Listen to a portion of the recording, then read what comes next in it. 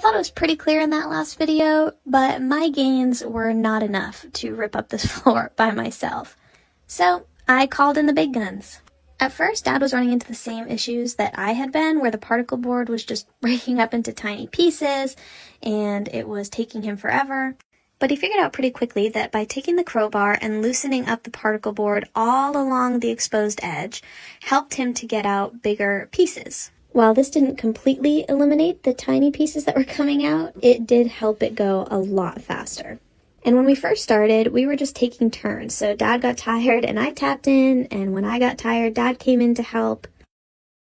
But eventually we were getting motivated by the progress we were seeing and came to our senses and started working together to make it go even faster. What you can't really tell from this video is that the nails that were used to put down this flooring are not really coming up with it at all. So basically what we were doing was just popping the particle board off of the nails to get that up and out of there. And then at the end of this video, you'll see I went back through at the very end and pried all of the nails out of the floor. This is by far one of the hardest projects we've done in the house so far.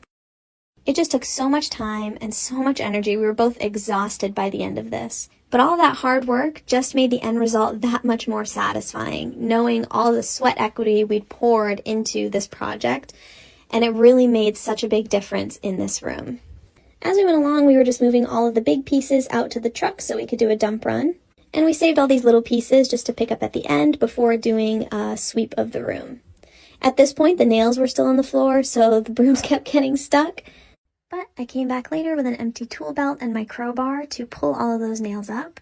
And as I pulled them out of the floor, I was just sticking them in that tool belt on my back, so I wasn't having to carry around nails with me or put them in a pile to be cleaned up later. It just made it easier. I ended up pulling 200 nails out of this floor, which was quite the workout, and my arms were feeling it the next day.